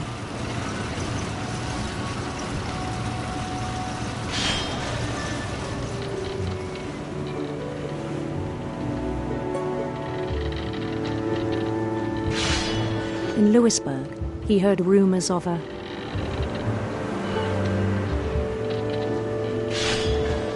handsome queen.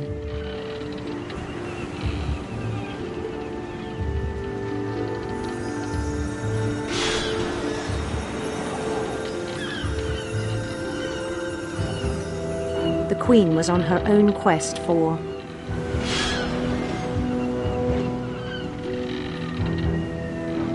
radiant rainbows.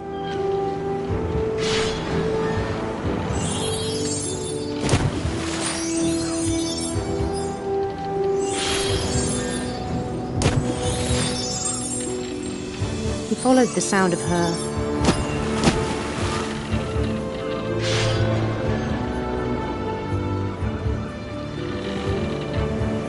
silver harp.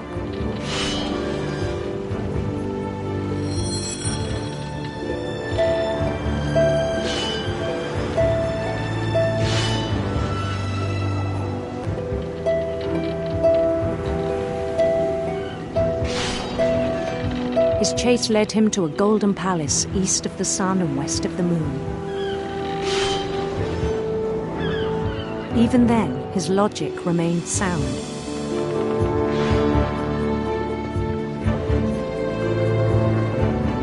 He knew the world was all in his imagination.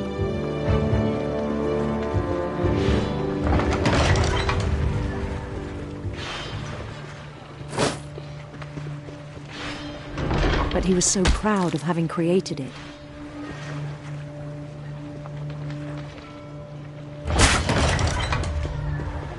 In his own eyes, he'd become something greater than a king.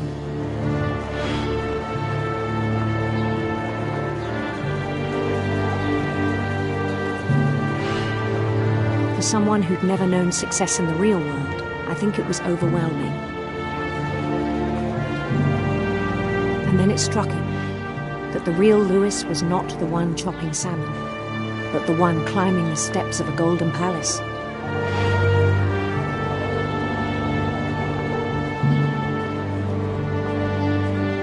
My imagination is as real as my body, he told me. It was hard to argue with him.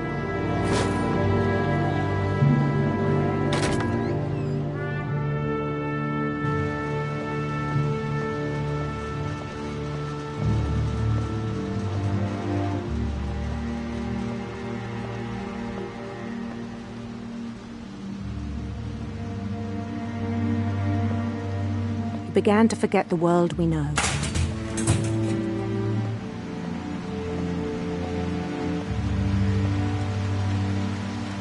I think it pained him to remember Lewis, the cannery worker.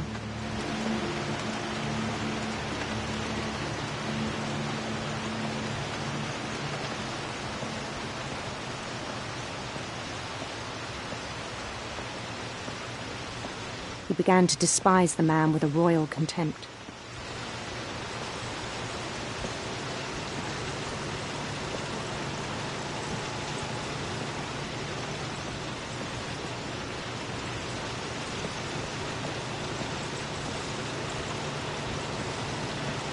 I still thought I could save him.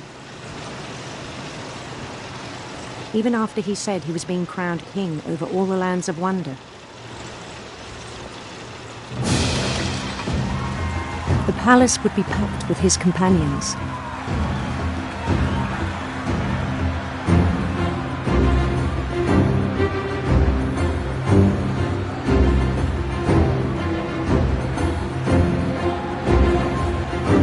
Including the wise Calico who'd insisted on advising him.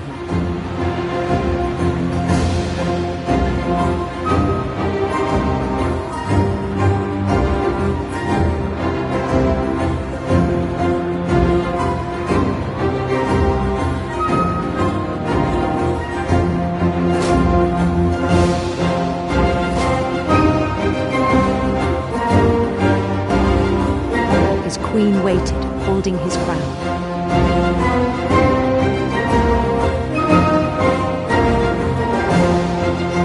There was only one thing left to do.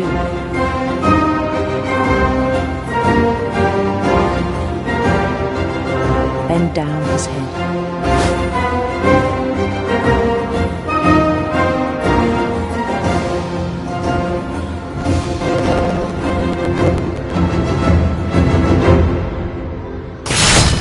And the rest I think you know. Mrs. Finch, your son was a kind man who will be missed by all of us who knew him.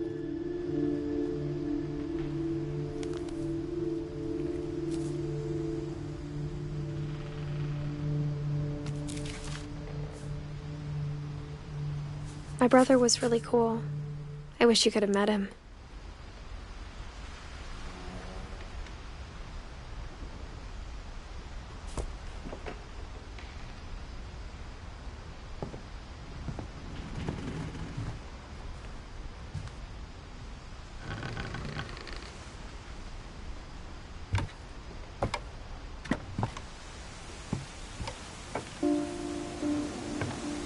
On the way back from Lewis's funeral, my mom told me to start packing. She waited until the day before we left to tell Edie. I'm not sure if she wanted to make it easier or harder.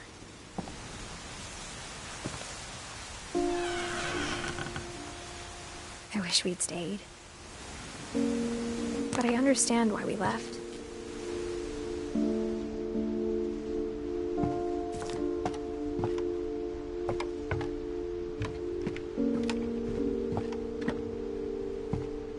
My mom ended up leaving everything behind.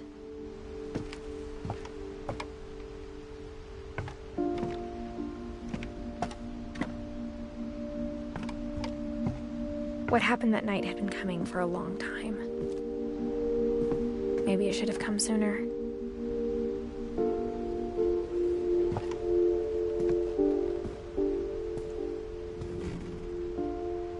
But it had to end one way or another. All that's left now is to tell you about that last night.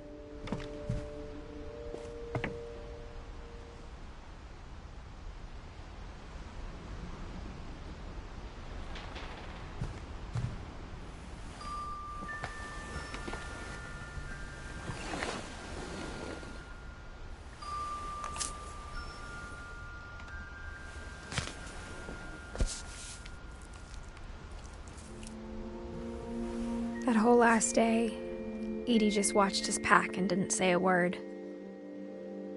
Until supper, when she raised her glass and said, "To our final night together, and all our final nights apart." Grandma, you know what I said about alcohol. Some of your medications are very Edith, specific. I left a present for you in the hallway. Why don't you go open it? The grown-ups have to argue now. I'm sorry, you're right. We're all leaving tomorrow. Let's just enjoy our last... I'm not leaving. Edith, you're excused.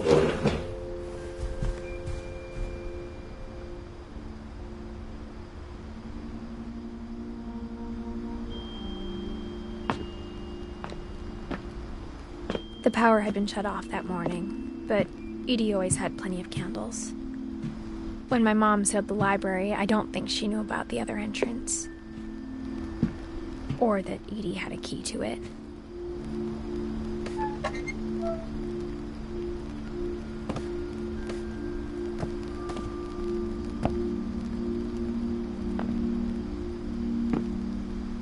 That thing you're afraid of isn't going to end when you leave the house.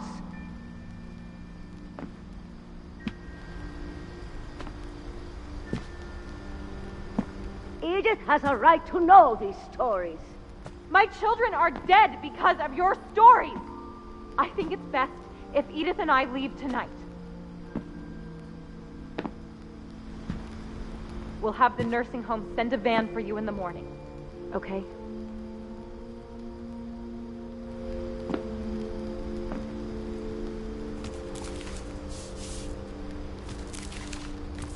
Dear Edith, there's so many stories I wish I could tell you.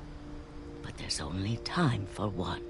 This is about what happened on the night you were born. That night, the tide went way, way out. It was the first and last time I ever saw the old house aground. There'd been an earthquake out in the middle of the ocean. They called it the lowest tide in 1,000 years. God, it smelled awful. You know, I've seen that house every day of my life.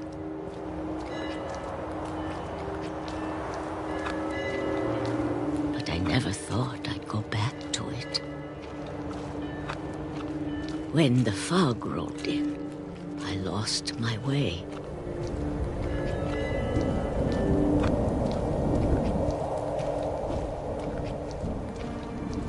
I got turned around.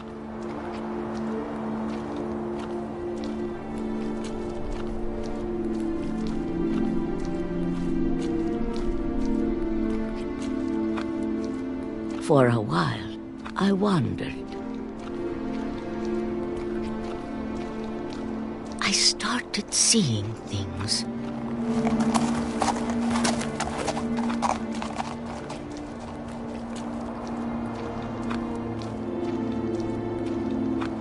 Things I'd forgotten had ever existed.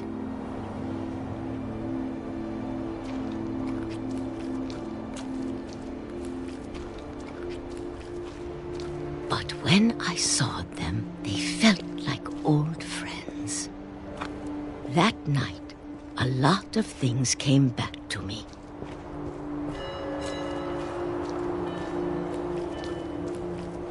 Or maybe I came back to them.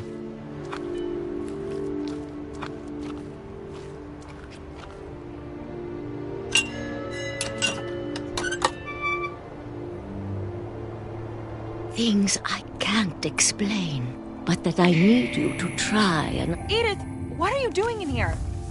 It's mine. Edith! Mom, you're gonna rip it! Let go! I kicked and screamed, but Mom dragged me to the car.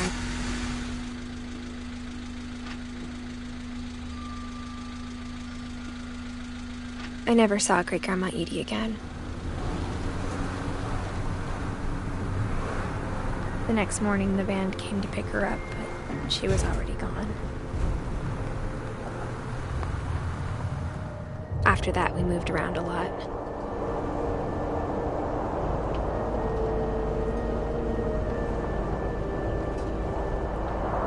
We both tried to make the best of it.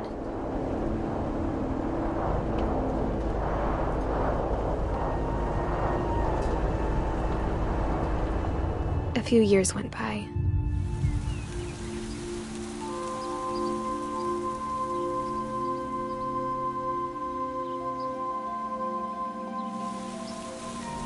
My mom didn't like to talk about it, but she started getting sick a lot. The rest happened pretty quickly.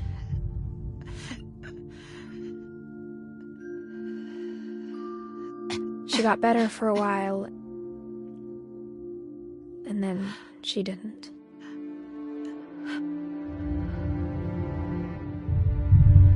And then I was alone.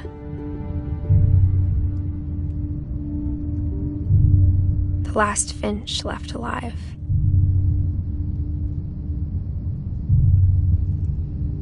Until I found out about you.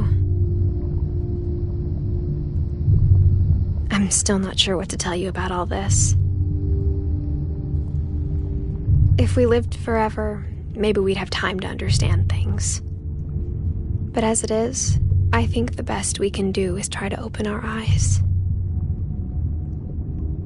And appreciate how strange and brief all of this is.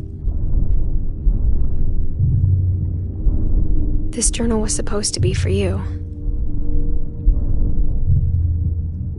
But now I hope you'll never see it. I just want to meet you and tell you all these stories myself. But I guess if you're reading this now, things didn't work out that way.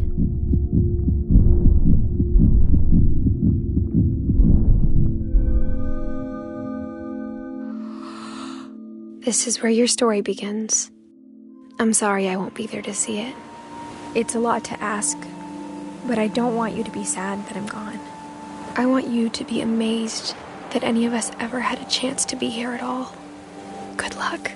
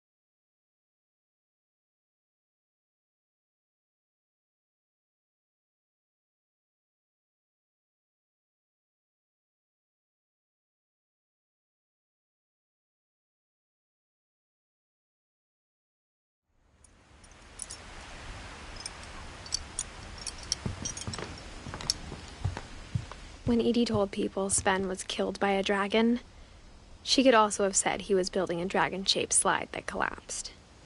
She could have, but she didn't.